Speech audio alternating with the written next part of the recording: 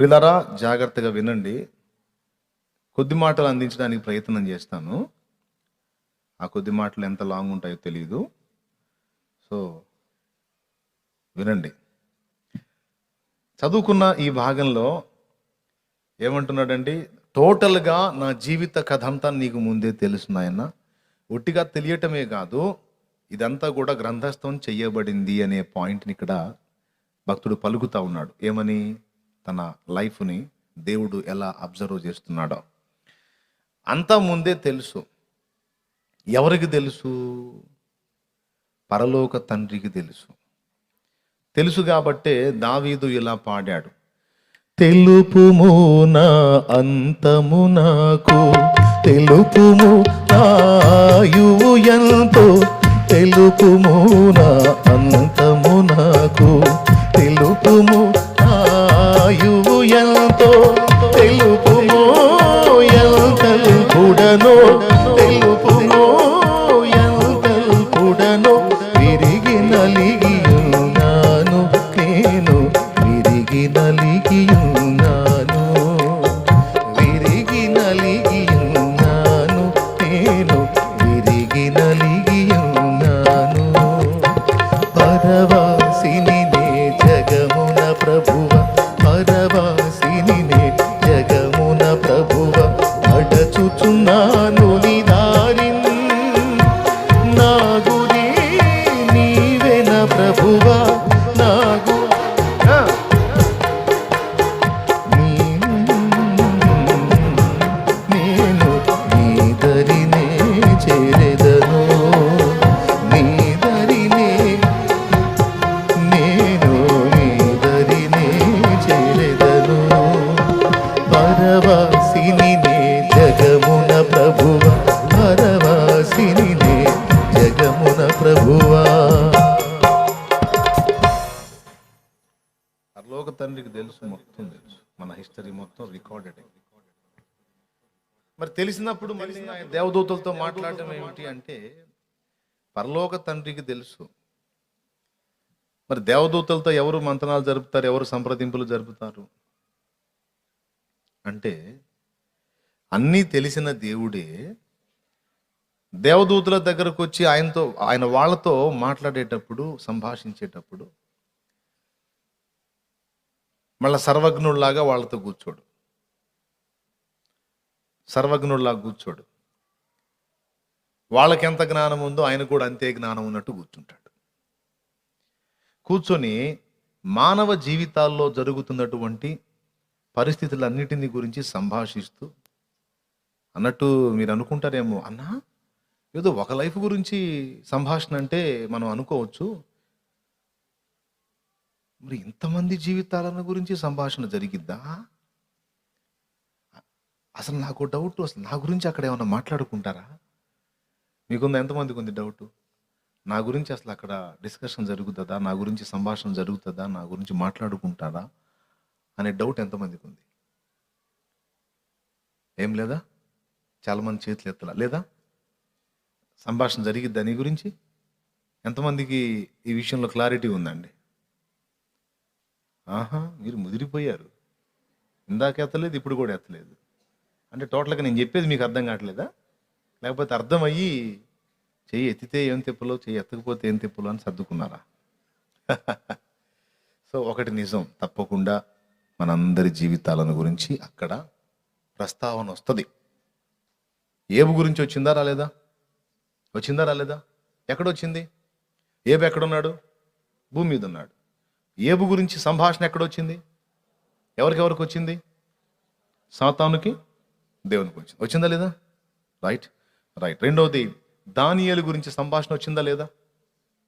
ఎవరెవరితో మాట్లాడారు దానియేలు గురించి? గాబ్రియేలు అనేటువంటి దేవదూతతో ప్రభు మాట్లాడాడు. ఓకే. 2, ఆహాబును గురించి అక్కడ సంభాషణ వచ్చిందా లేదా? వచ్చిందా లేదా? ఏమని వచ్చింది?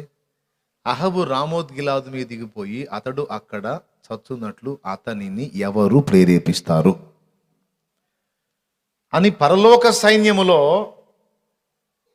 తన సింహాసనమును వారందరూ ఆవరించి ఉండగా వాళ్ళందరితో ఆయన మాట్లాడుతున్నాడు.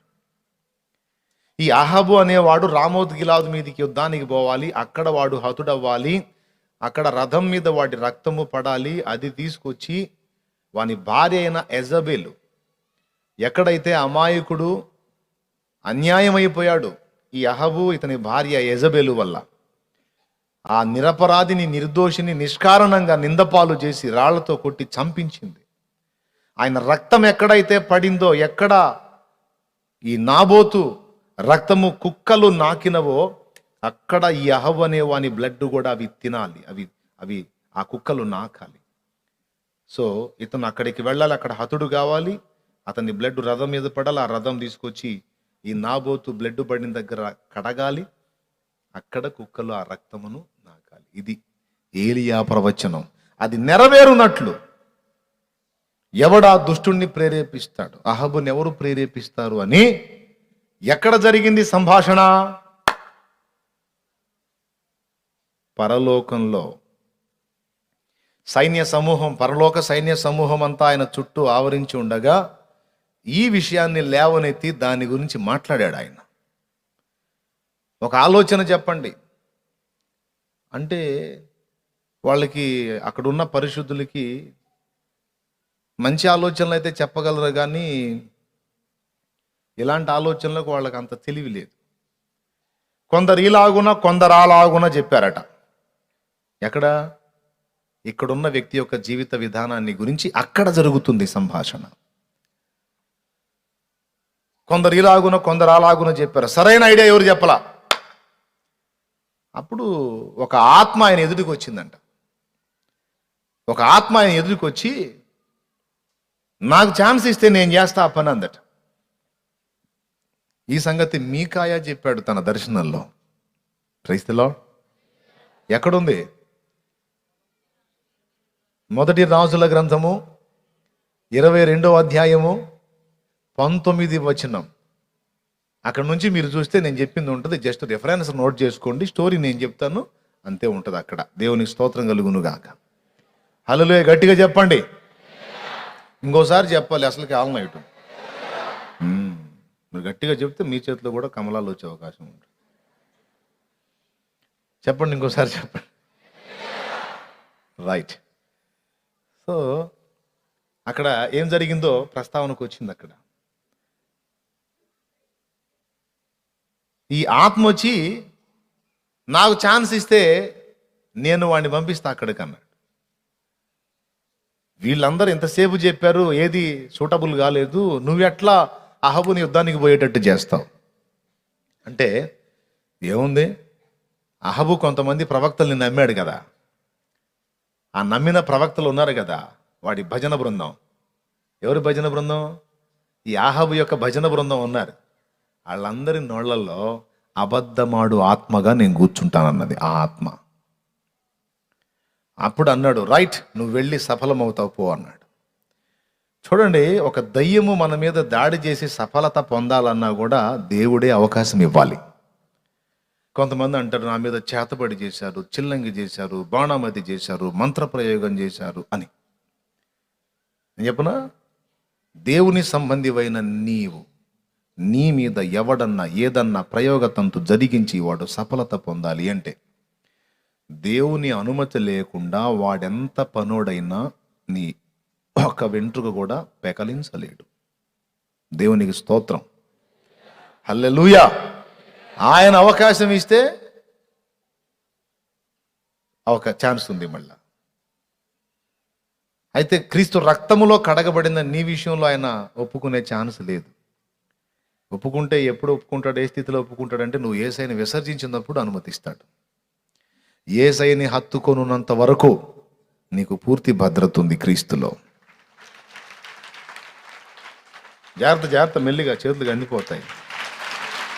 అరే అవునా, కొట్టండి. అట్లయితే చేతులు గట్టి కొడితే గుండె జబ్బులు రావంట. సైన్స్ చెప్పింది. హార్ట్ స్ట్రోకులు రావు.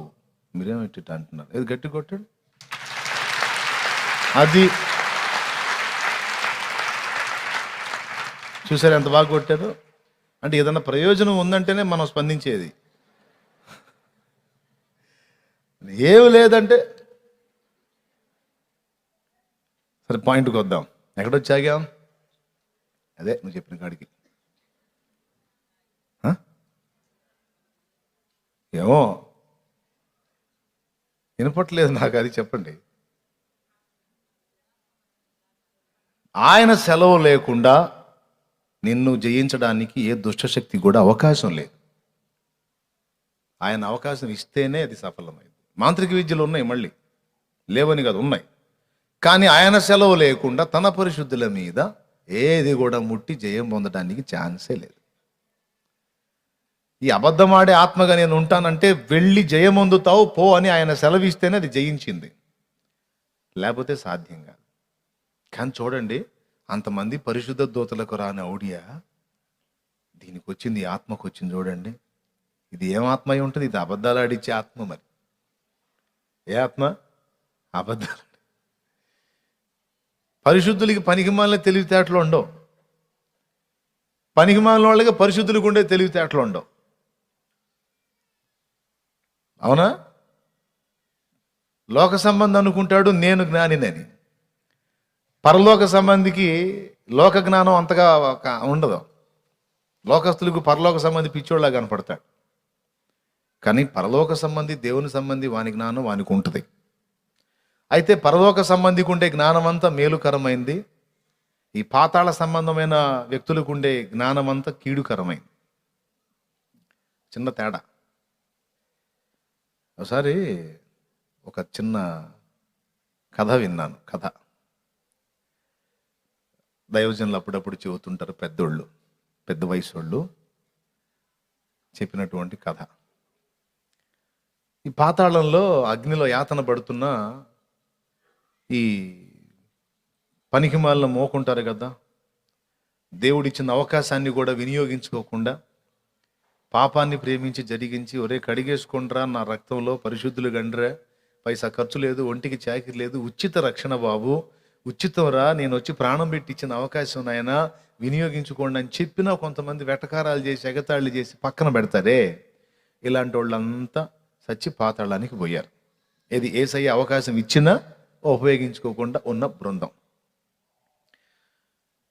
ఆయన రక్తంలో కడగబడి ఆయన ఇచ్చినటువంటి ఆలోచన చొప్పున అడుగులు వేసిన వాళ్ళు పరలోకానికి వెళ్ళారు.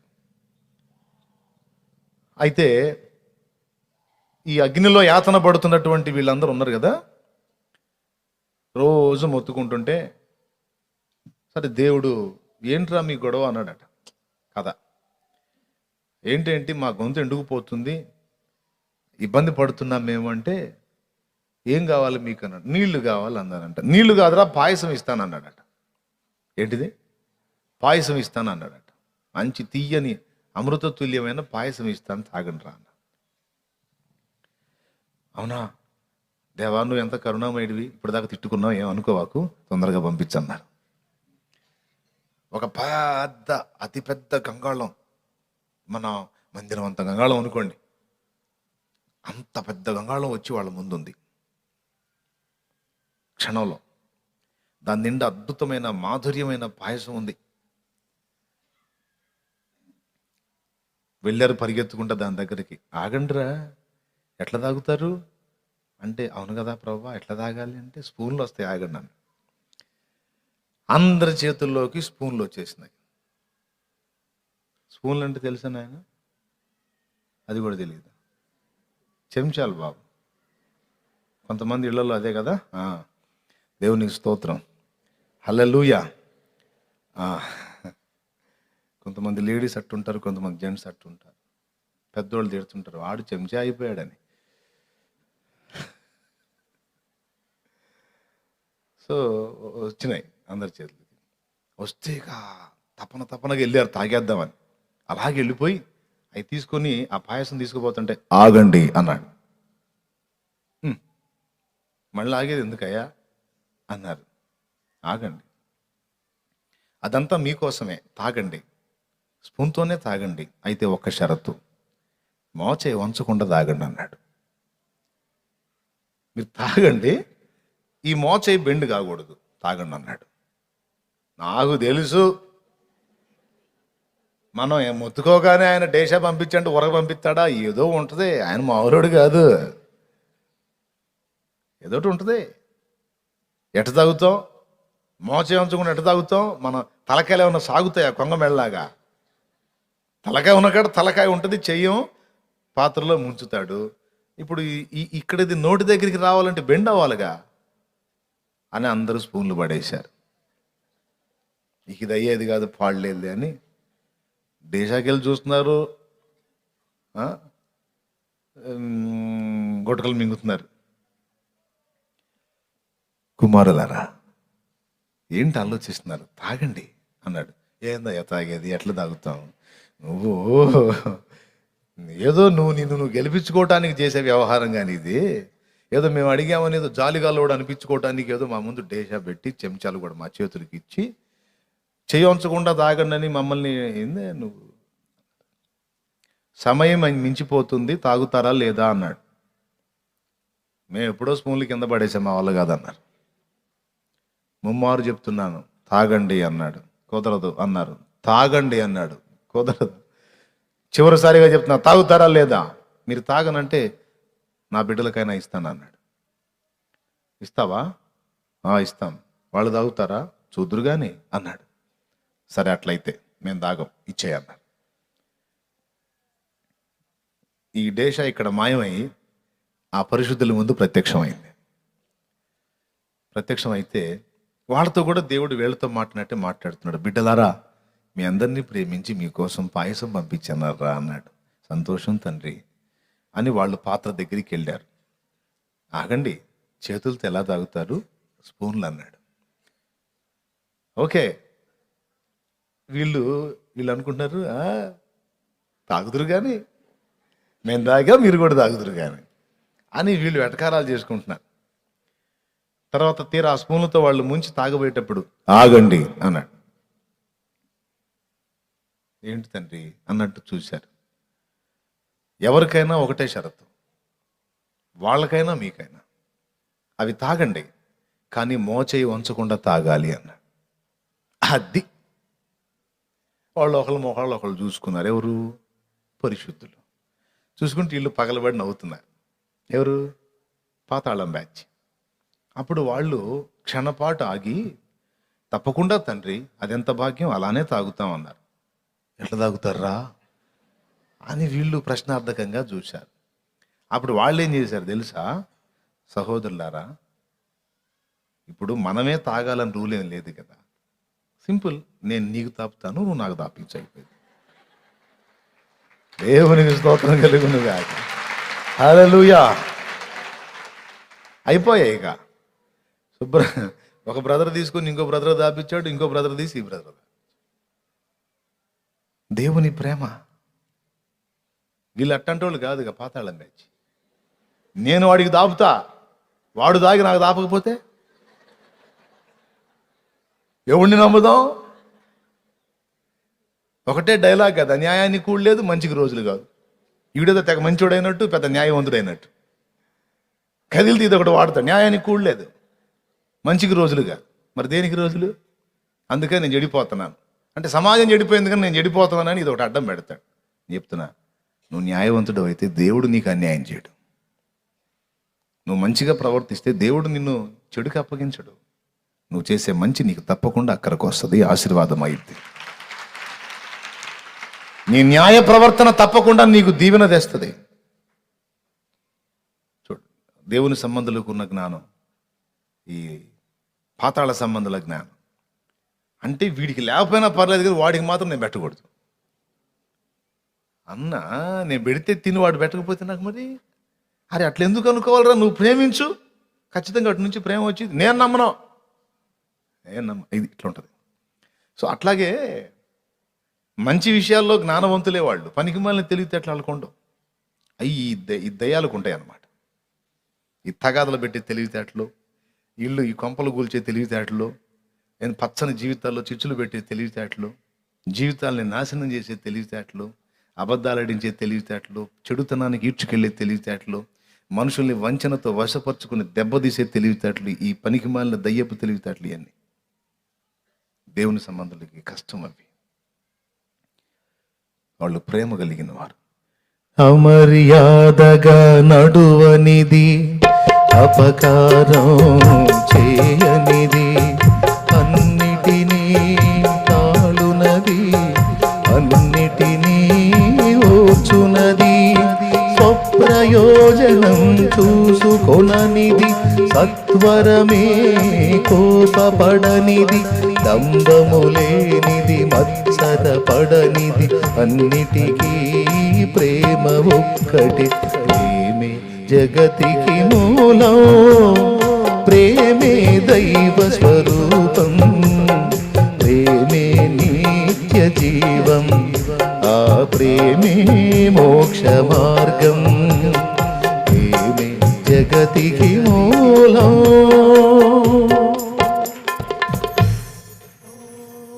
ప్రేమ నిండిందే దేవుని బిడ్డ హృదయం. కపటంగా ఉండదు, అన్నిటిని నమ్ముతుంది, అన్నిటిని ఓర్చుకుంటుంది, అన్నిటిని తాళుకుంటుంది. మొదటి కొరింథీ 13లో చదువుకోలే ఉంటుంది, మీకు తెలుసులే, నాకు వెళ్ళి చూడండి. ఎక్కడొచ్చాగా అన్నీ అక్కడ మన జీవితాలను గూర్చినటువంటి సంప్రదింపులు, సంభాషణలు జరుగుతున్నాయి అనేది ఒక పాఠం, లేఖనమే మనకిస్తున్న సాక్ష్యం. నిజంగానే ఆ ఆత్మ వచ్చి ఆహాబు యొక్క ప్రవక్తల నోట అబద్ధమాడు ఆత్మగా ఉంది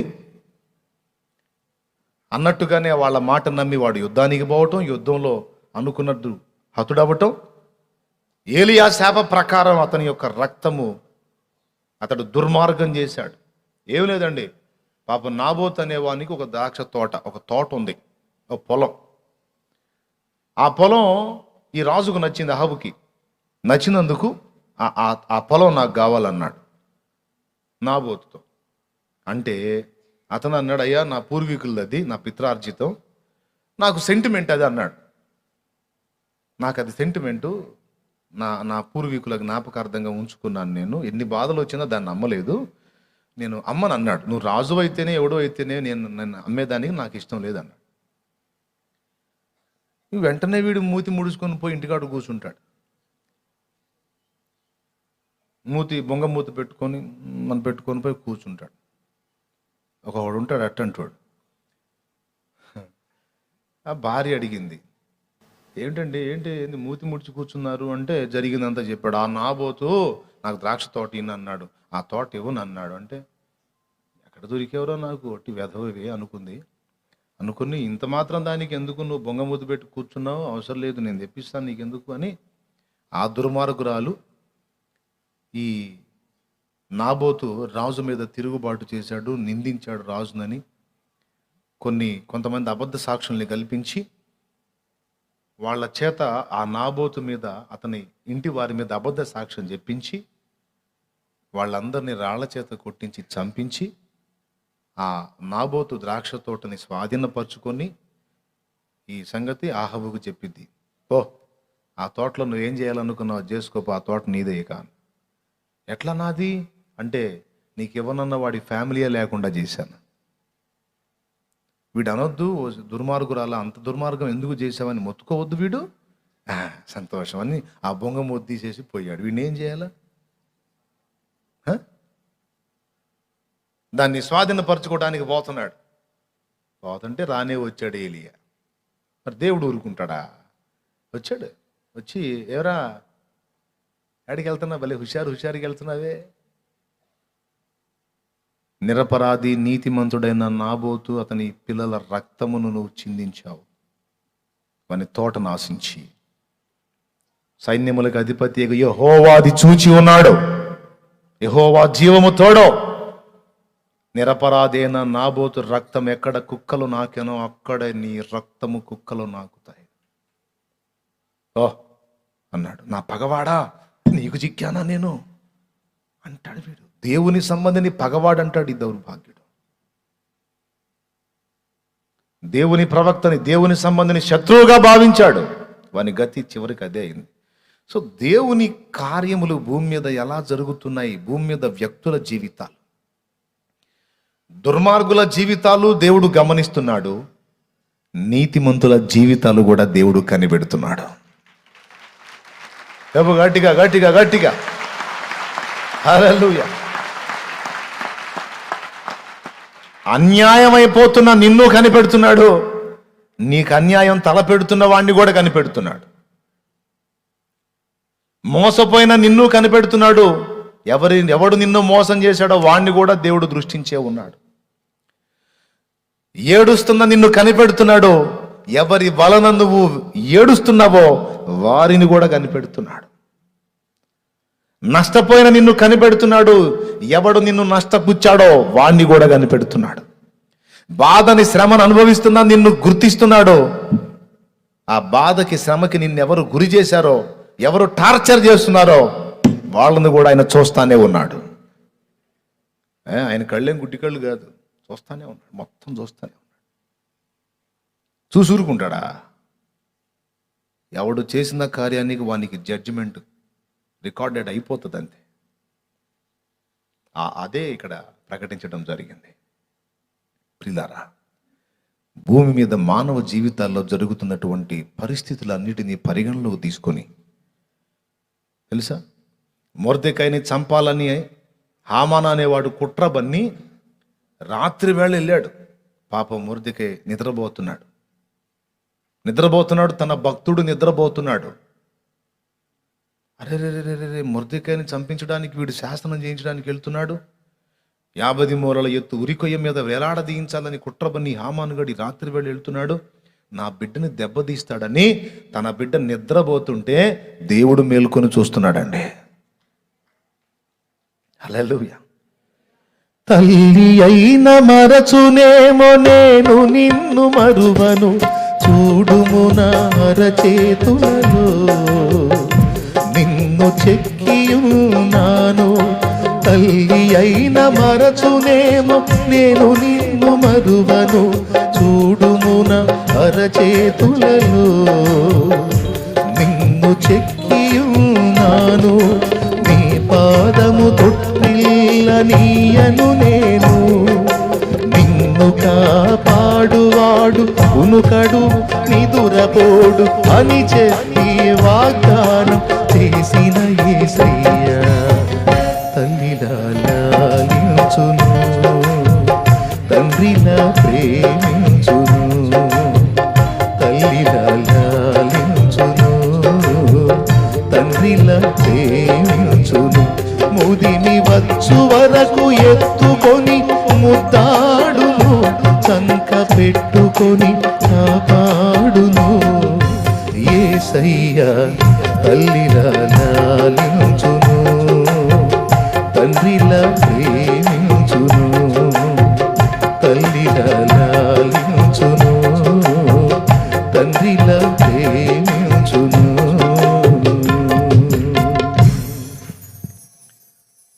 ఏం చేశాడు? ఉరికొయ్య మీద ఉరి తీపిద్దామని పోయిన హామానుగాడి చేతనే ఏ మొర్దెకాయని చంపించాలనుకున్నాడో అదే మొర్దెకాయని గుర్రం మీదకి, రాజు గుర్రం మీద రాజవస్త్రాలు తొడిగి కిరీటం పెట్టి ఊరేగించేటట్టు చేశాడు దేవుడు. నిన్ను చూస్తున్నాడు, నీకు దుర్మార్గం చేయాలని ఆలోచించేవాడు ఔడియాలు కూడా చూస్తున్నాడు. ఒరే వాడు పిచ్చోడు అనుకుంటున్నావు, నా కుమార్తె పిచ్చిది అనుకుంటున్నావు, నీ తెలివితేటలు, నువ్వు వాళ్ళని బురుడి కొట్టిస్తావురా, నన్ను కాదురా, నేనున్నారా, నేనున్నా అనుకుంటా కూర్చున్నాడు పైన. చెప్పు స్తోత్రం ఆయనకి. హల్లెలూయా. నా బిడ్డని దెబ్బతీయాలంటే నువ్వే పోతావు, నిన్ను చేస్తా అని దేవుడు మేలుకున్నాడు. మొర్దెకాయని చంపుతామని హామాను మేలుకున్నాడు. హామాను చూసి రాజుకు నిద్ర పట్టకుండా చేశాడు దేవుడు. పైనుండి మొత్తం చూస్తున్నాడు, వ్యవస్థ మొత్తాన్ని జరిపిస్తున్నాడు ఆయన. ఇప్పుడు చెప్పు, మొర్దెకాయ లైఫ్ని గుర్తించిన దేవుడు హామాను ఎత్తుగాళ్ళని అక్కడ గుర్తించి ఎత్తుకు పై ఎత్తు వేసి వాడి ఎత్తును చిత్తు చేసి వాడిని దెబ్బతీసిన దేవుడు, అహాబు జీవితాన్ని గమనించి దాని గురించి మంతనాలు జరిపిన దేవుడు నీ గురించి నా గురించి ఆలోచించడా? అంటే అన్న వాళ్ళందరూ సింగిల్ పర్సన్స్ కదా, మనం ఇంతమంది ఉన్నాం కదా, ఈ కూటంలో చూస్తేనే ఇంతమంది కనపడుతున్నాం. మరి నీ వల్లే కాదన్నా ఒక మనిషితో మాట్లాడితే ఇంకో మనిషికి సమాధానం చెప్పడం. అసలు ఆయన ఇంతమందిని ఎట్లా బ్యాలెన్స్ చేస్తాడన్నా? నేను చెప్పనా, ఇంతమంది కాదు, కోట్ల మంది ఉన్న మొత్తాన్ని బ్యాలెన్స్ చేయగలడు. చెయ్యగలడు, అందరి లైఫ్లో చూడగలడు. మళ్ళా ఎప్పుడన్నా ఒకసారి అనుకునేరు, మన పిచ్చి తెలివి ఎప్పుడు అంతే అనుకుంటాం మనం. కొన్నిసార్లు చూస్తుంటాడు దేవుడు, కొన్నిసార్లు చూడడని. ఎనీ టైం గమనిస్తానే ఉన్నాడు ఆయన. ఎప్పుడో ఒకసారి కాదు నిన్ను నన్ను కనిపెట్టేది. ఒక డే ప్రారంభం నుంచి ముగింపు వరకు, రాత్రి ఆరంభం నుండి రాత్రి తెల్లవారు వరకు నువ్వు నిద్రపోతావు, ఆయన నిద్రపోడు. నిన్ను కాపాడువాడు కొనకొడు నిద్రపోడు, కాబట్టి నువ్వు నిద్రపోయి లెగుతున్నావు, లేకపోతే సాధ్యం కాదు, తెలుసా? సో డే అండ్ నైట్ నిన్ను గమనిస్తానే ఉన్నాడు. ఎంతవరకు నిజమని ఎంతమందికి అర్థమైంది? ఏం డౌట్ లేదుగా? మరెందుకు తెగ ఫీల్ అవుతావు? ఇప్పుడు చెబితేనేమో నిజమేనన్నా, ఉన్నాడన్నా ఇప్పుడు అంటావు. మళ్ళీ కాసేపు అయిన తర్వాత, తెల్లవారిన తర్వాత ఏందోనన్నా దేవుడు కూడా పట్టించుకోవట్లేదు, నా పేణం తీస్తుంటా. నేను ఒకటి దొరికాక దేవునికి స్తోత్రం కలిగి ఉన్నాగాక, హల్లెలూయా. పట్టించుకుంటాడు నిన్ను నన్ను. పట్టించుకొని ఏం చేస్తాడు అంటే మన జీవిత చరిత్రని గ్రంథస్థం చేశాడు అనేది అక్కడ ఉంది. చూడండి 139వ కీర్తన 16వ వచనం చూడు. నేను పిండమునై ఉండగానే, చూడండి ఒకసారి అందరూ కలిసి ఒకసారి స్తోత్రం చెప్పండి. ఫస్ట్ గట్టిగా చెప్పాలి. పక్కన వాళ్ళ ముఖాలు చూడండి ఒకసారి. ఉన్నారా? ఎటన్నా వెళ్ళారా? చూసారా? రైట్. నిద్ర వచ్చిన వాళ్ళు గట్టిగా స్తోత్రం చెప్పండి.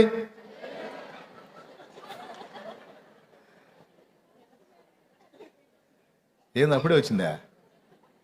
నేను చెప్పే జాగ్రత్తగా వినండి అయ్యా, ఏమంటున్నాను. సరే చదవండి ఒక్కసారి. నేను పిండమునై ఉండగా నీ కన్నులు నన్ను చూచెను. నియమింపబడిన దినములలో ఒకటైనను కాక మునిపే నా దినములన్నీయు నీ గ్రంథములో లిఖితములాయెను. నా దినములన్నీయు నీ గ్రంథమందు లిఖితములాయెను. నియమింపబడిన దినములలో ఒక్క రోజుకు ముందు కూడా నువ్వు పోవటానికి లేదు. ఎట్లా నియమించబడింది అలాగే నువ్వు, నేను, మన సంబంధులు ఎవరైనా వెళ్ళాలి. మన ఆరంభం రాయబడింది, మన ముగింపు రాయబడింది. ఈ మధ్యలో గమనంలో జరిగే విషయాలన్నీ లిఖితములయ్యాయి.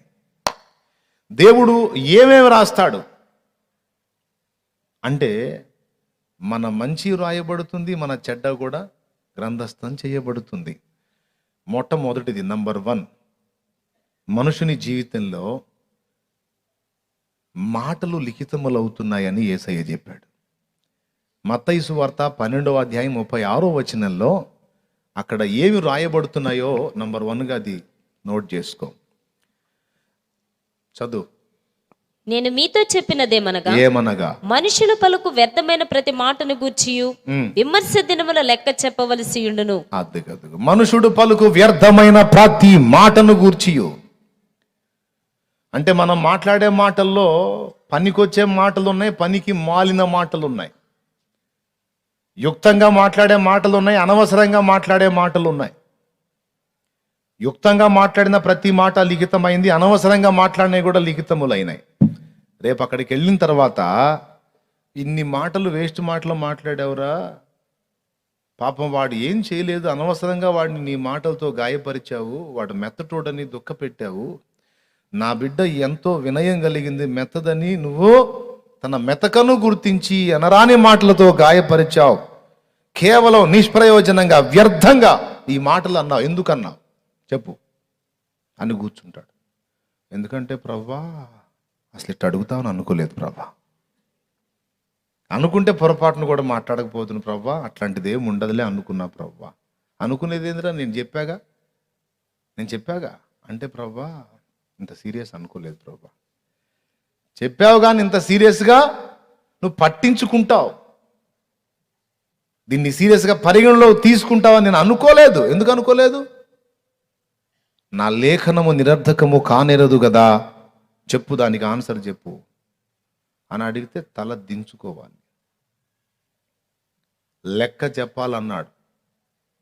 చూడు రోమా పత్రిక 14వ అధ్యాయం 11, 12 వచనాలు చూడు ఒకసారి. రోమా 14, 11, 12 వచనాలు. నా తోడు ప్రతి మోకాలును నా ఎదుట వంగును, ప్రతి నాలుకయు దేవుని స్తుతించును అని ప్రభువు చెప్పుచున్నాడని వ్రాయబడి ఉన్నది గనుక మనలో ప్రతి వాడును తన గురించి దేవునికి లెక్క ఒప్పగింపవలెను. చెయ్యి, దాన్ని అండర్లైన్ చెయ్యి. మనలో ప్రతి వాడు, ప్రతి స్త్రీ, ప్రతి పురుషుడు, స్తోత్రం చెప్పండి గట్టిగా. ఏం చెప్తున్నాడు అక్కడ? మనలో ప్రతి స్త్రీ, ప్రతి పురుషుడు తనను గురించి, ఫస్ట్ ఎవరిని గురించి అడుగుతాడో తెలుసా? నిన్ను గురించి అడుగుతాడు.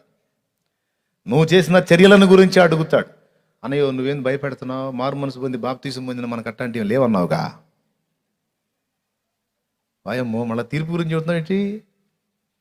మారు మనసు పొంది బాప్తీసం పొంది ఆయన కుమారుని యందు విశ్వాసం ఉంచిన వాడు తీర్పులోనికి రాక మరణము నుండి జీవములోనికి దాటి ఉన్నాడని చెప్పావు కదా, మళ్ళీ ఏంటి అడుగుతాడు, లెక్క అడుగుతాడు, అది అంటున్నావు అన్నయ్యో భయం పడుతుంది అనకండే. మనకు కూడా ఉంది జడ్జిమెంటు. అయితే నరకానికి పంపించే జడ్జిమెంట్ కాదు, పరలోకంలో మహిమను తగ్గించే జడ్జిమెంట్ ఉంది.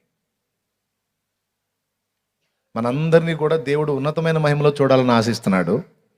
అయితే కొంతమంది ఉన్నత మహిమలోకి వెళ్తే, కొంతమంది తక్కువ స్థాయి మహిమలోకి, మరీ కొంతమంది అయితే ప్లాట్ఫామ్ బ్యాచ్ కూడా ఉంటారు. ప్లాట్ఫామ్ బ్యాచ్, ఆ పరలోకంలో ప్లాట్ఫామ్ బ్యాచ్ ఎందుకు ఉంటారు? ఉంటారు బాబు, ఉంటారు. మరి అందరికీ ఒకే మహిమ ఇవ్వబడదు, అందరికీ ఒకే అంతస్తు ఇవ్వబడదు. ఎవరెవరు విశ్వసించిన వారు, ఎవరెవరు దేవుని అదుపాజ్ఞల్లో క్రమంగా నడుచుకున్నారో, ఎవరెవరు ఆయన కొరకు ఎంత త్యాగం చేశారో, ఎంత ప్రయాసపడ్డారో మొత్తం లిస్టు తీసుకుంటాడు. క్రీస్తు కోసం హతసాక్షి అయిపోయిన వాడికి నేను ఆదివారం కూడా సరిగా చర్చికి రానోడికి ఒకటే బహుమానమా? ఇది ఆదివారం కూడా సరిగా చర్చికి రాడు, ఏదో బాప్తీసం అంటే పొందాడు, ఆదివారం కూడా సరిగా రాడు, ఈయనకను క్రీస్తు కోసం అసలు హతసాక్షి అయినోడికి ఒకటే బహుమానమా? శారీరక వాంఛలు చంపుకోలేక అడ్డదిడ్డంగా బతికి ఏదో రక్షణ పొందాడన్న పేరుకే కానీ ఎన్నోసార్లు తొట్టుపడుతూ లెగుస్తూ గందరగోళంగా బతినోడికను జీవితాన్ని క్రీస్తు కొరకు, శరీరాన్ని సజీవ యాగంగా అప్పగించుకున్న వాడికి ఇద్దరికి ఒకటే బహుమానమా?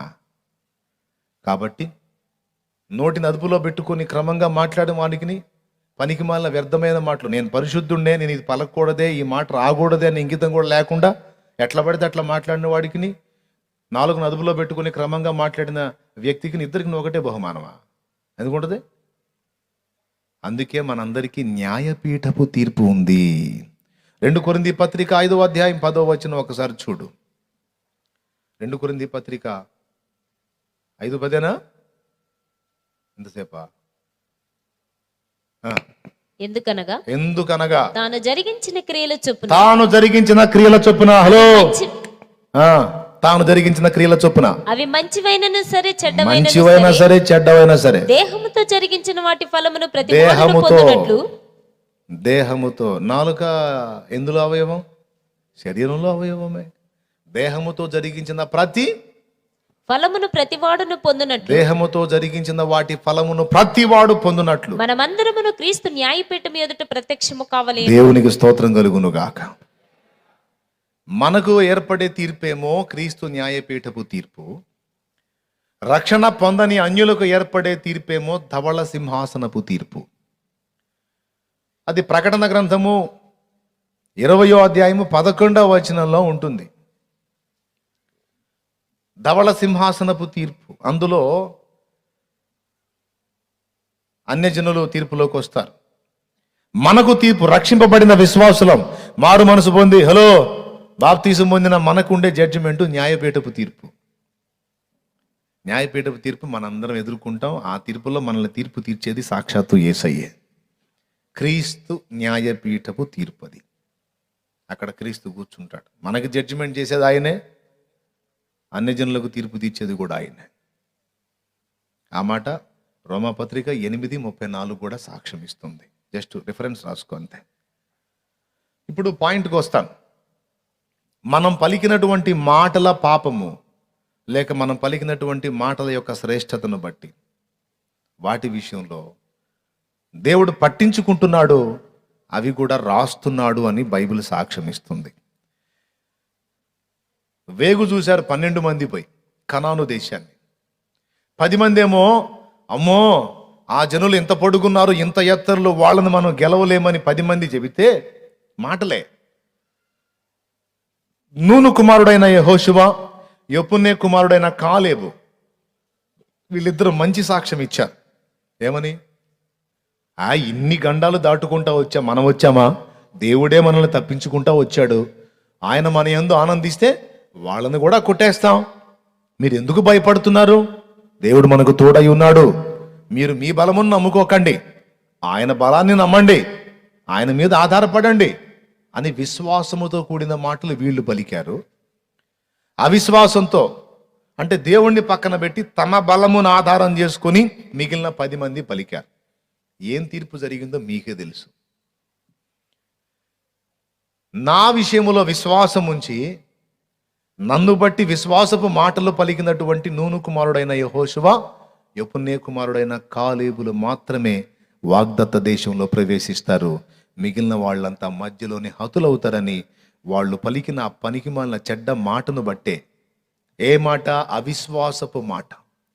దేవుని బలాన్ని ఆధారం చేసుకోకుండా తమ బలాన్ని ఆధారం చేసుకొని పలికిన మాటను బట్టి 40 ఏళ్ళు తిప్పాడు అడవిలో. కావాలంటే చూసుకోండి సంఖ్యాకాండంలో. ఆ మాటను బట్టే వాళ్ళని అరణ్యంలో 40 ఏళ్ళు తిప్పాల్సి వచ్చింది. వాళ్ళ అరణ్యంలోనే ఆ యాత్రలోనే రాలిపోయేటట్టు. ఎందుకు?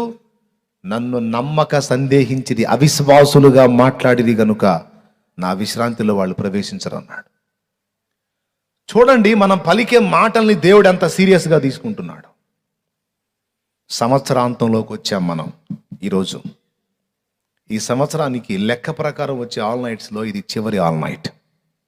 ఈ రాత్రి ఈ సంవత్సరం అంతట్లో మనం పలికినటువంటి రకరకాల మాటలను బట్టి మనల్ని మనం విమర్శించుకొని దేవుని ఎదుట సరి చేసుకోవలసినటువంటి టైం ఇది. దేవునికి స్తోత్రం కలుగును గాక. ఎన్నోసార్లు మనల్ని మనం చావాలనుకున్నాం, చావగోరాం, శపించుకున్నాం, దూషించుకున్నాం, పరిస్థితులకు భయపడి అవిశ్వాసుల్లాగా మాట్లాడాం. మనం పరిస్థితులకు భయపడి అవిశ్వాసుల్లాగా మాట్లాడిన ప్రతిసారి దేవునిని అవమానపరిచాం. మన పరిస్థితులకు భయపడి సమస్యలను ఉన్నతంగా ఊహించుకొని వాటిని ఘనపరిచి మాట్లాడినప్పుడల్లా దేవుని బలాన్ని మనం తగ్గించి ఆయన్ని మనకు తెలియకుండానే అవమానపరిచాం. అమ్మో, వాళ్ళు ఎత్తరులు, వాళ్ళు దీర్ఘదేహులు, వాళ్ళు ఎంత పొడుగున్నారు, వాళ్ళ ముందు మేము మిడతల్లాగున్నాం, అమ్మో వాళ్ళని మనం జయింపజాలం అన్నందుకు వచ్చిందా లేదా కోపం? అంటే ఎట్లా ఫీల్ అయ్యాడు దేవుడు? దేంట్రా ఇన్ని మైళ్ళు మీరే వచ్చారా? ఎర్ర సముద్రాన్ని మీరు పాయలు చేశారా? బండ నుండి జలాన్ని మీరు తెప్పించారా? మారా నీళ్లు తీయగా మధురంగా మీరు మార్చారా? చేదు నీళ్ళని మీరు మధురంగా మార్చారా? ఆకాశం నుండి మీరు ఆహారం కురిపించుకున్నారా? పగలు ఎండ దెబ్బ తగలకుండా మీరు తప్పించుకున్నారా? రాత్రి వెన్నెల దెబ్బ తప్పించుకోవడానికి సర్పాల బారిన పడకుండా కాపాడబట్టని మీరు లైట్స్ వేసుకున్నారా? పగలు మేఘస్తంభమై రాత్రి అగ్నిస్తంభమై అందులో నేనుండి మీకు నేను కదా నీడని వెలుగునిచ్చింది, నేను కదా మీ ముందు ఎర్ర సముద్రం పాయలు చేసింది, నేను కదా మిమ్మల్ని తరుముతున్న ఆ బలవంతులైన ఐగుప్తీయుల్ని నీట ముంచి చంపింది, నేను కదా మీ ముందు అమాలేకుల్ని లేకుండా హతము చేసింది, నేను కదా. అరే ఇన్ని కార్యాలు చేసి మీ కాలు చెప్పరకుండా, మీ ఒంటి మీద వస్త్రం పాతగిల్లకుండా, ఈ రోజుకి మీ కాళ్ళు వాయకుండా నడిపించుకుంటూ వచ్చింది నేను కదా. నన్నా మీరు సందేహించి పక్కన పెట్టి ఇన్ని కార్యాలు చేస్తే ఒక పక్క అన్ని పొందుకుంటానే, మరో పక్క శ్రమ ఎదురు కాగానే అవిశ్వాసిలాగా మాట్లాడతావా? ఎంత బుద్ధిహీనుడవు నువ్వు, ఎంత బుద్ధిహీనురాలివి నువ్వు అని బాధపడతాడు దేవుడు. ఎంతమందికి అర్థమవుతుందో లేదో మరి. అర్థమవుతుందా? అర్థమైతే చేతులు ఎత్తే అర్థం అవుతుందన్నా అని. అవునా? మాట్లాడొచ్చా? బాధపడతాడు. మన నోట నుండి ఎప్పుడు జయమే పలకాలి, అవకాశం ఉన్నంత వరకు విజయమే పలకాలి, శుభవచనమే పలకాలి, ఆశీర్వచనమే పలకాలి. శాపవచనం పలకూడదు తమ్ముడు. హలో, ఏ వచనం పలకూడదు? పనికిమాలిన మాటలు మాట్లాడకూడదు. కొంతమందికి నోరు తెరిస్తే శుభం పలకరా అంటే దరిద్ర మాటలు మాట్లాడటం ఏమి సంబరమో సంబరం. అంత నీరు గారిపోయి నిరుత్సాహపడిపోయి కృంగిపోయి వాళ్ళ మాటలు ఎట్టుంటాయి అంటే ఏదన్నా ఎత్తైంది చూసి ఎగురు దూకుదాం అనిపించింది. అట్ట మాట్లాడతారు కొంతమంది. మీకు తగలలేదా? కొంపతీసి మీరేనా అయింది? దేవునికి స్తోత్రం. అలా మాట్లాడతారు. అట్లా మాట్లాడకూడదు. జయం పలకాలి. జయించిన నీవు నా పక్షమై ఉండగా, జయమిచ్చు నీవు నన్ను నడుపుచుండగా. జయించిన నీవు నా పక్షమై ఉండగా, జయమిచ్చు నీవు నన్ను నడుపుచుండగా. జయమే నాశ అదియే నీ కాంక్ష, నీకే నా స్తోత్రార్పణలు. జయమే నాశ అదియే నీ కాంక్ష, నీకే నా స్తోత్రార్పణలు. నా యేసయ్యా నీ దివ్య ప్రేమలో నా జీవితం పరిమళించెనే. నా యేసయ్యా నీ దివ్య ప్రేమలో నా జీవితం పరిమళించెనే. నా జీవితం పరిమళించెనే.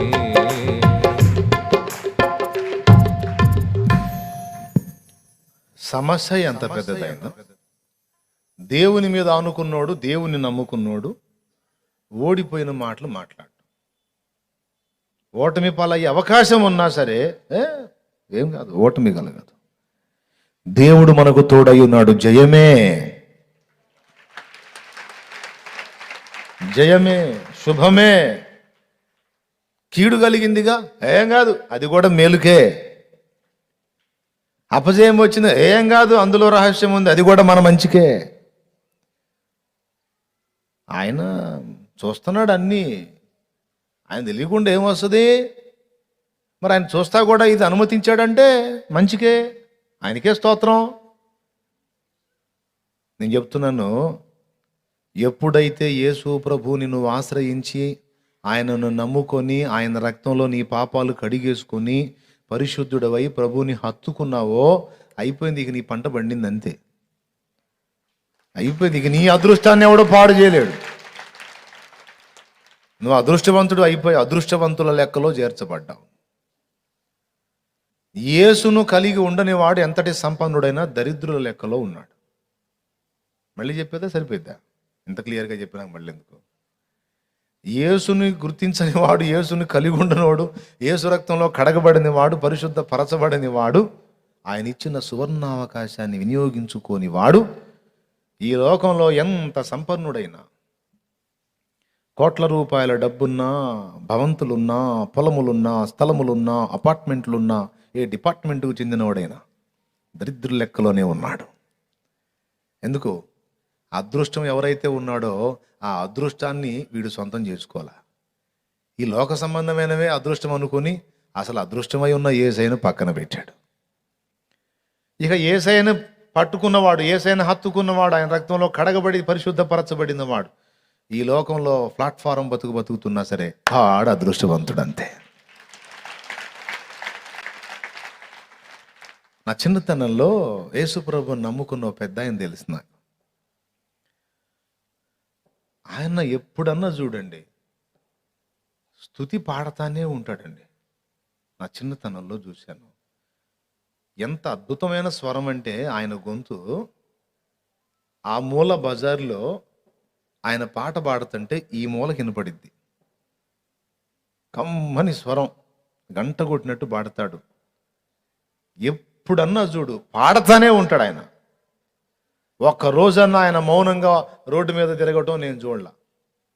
పాడతానే ఉంటాడు. ఎన్ని తలచినా ఏది అడిగినా జరిగేది నీ చిత్తమే ప్రభువా, జరిగేది నీ చిత్తమే. నీ వాక్కుకై వేచియుంటిని, నా ప్రార్థన ఆలకించుమా ప్రభువా, నా ప్రార్థన ఆలకించుమా. ఎన్ని తలచినా ఏది అడిగినా జరిగేది నీ చిత్తమే,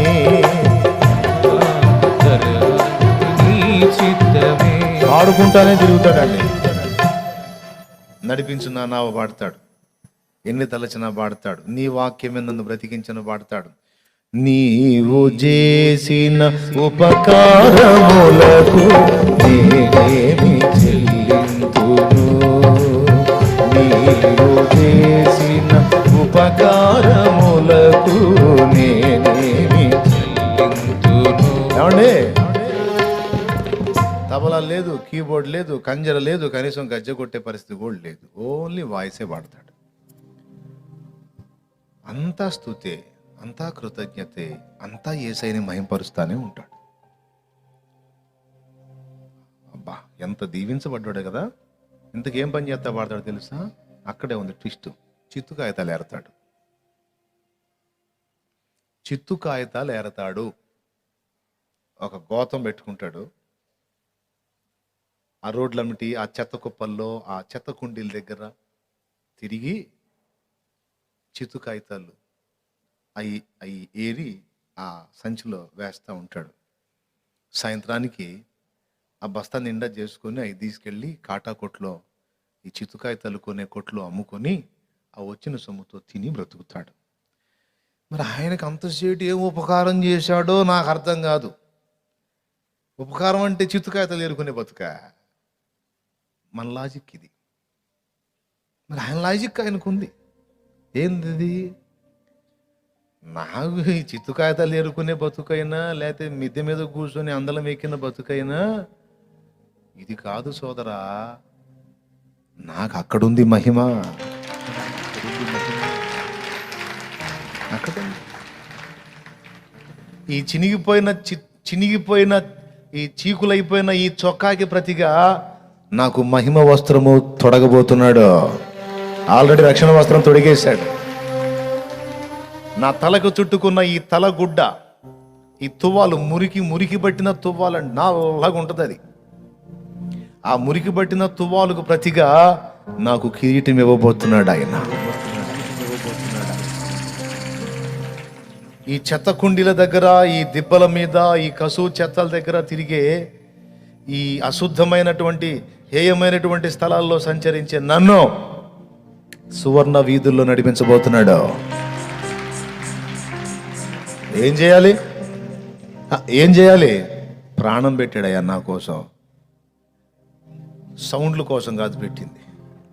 గొప్ప కులస్తుల కోసం, గొప్ప వంశస్థుల కోసం, ఏమండి, హై కాస్ట్ కోసం, ఏమండి, బాగా సౌండ్ల కోసం. ఎవరు సౌండ్లు? కోటీశ్వర్ల కోసం కాదు. చిత్తు కాగితాలు ఎరుకునేవాడినైనా, లోకమంతా ఎగతాళి చేసేవాడినైనా నన్ను యేసు ప్రేమించి నా కోసం కూడా ప్రాణం పెట్టాడు. ఏం చేయాలి? ఇంకా చాలు. అందును బట్టి నేను స్తుతిస్తా. నీవు చేసిన ఉపకారములకు నేనేమి చెల్లింతును, నీవు చేసిన ఉపకారములకు నేనేమి చెల్లింతును.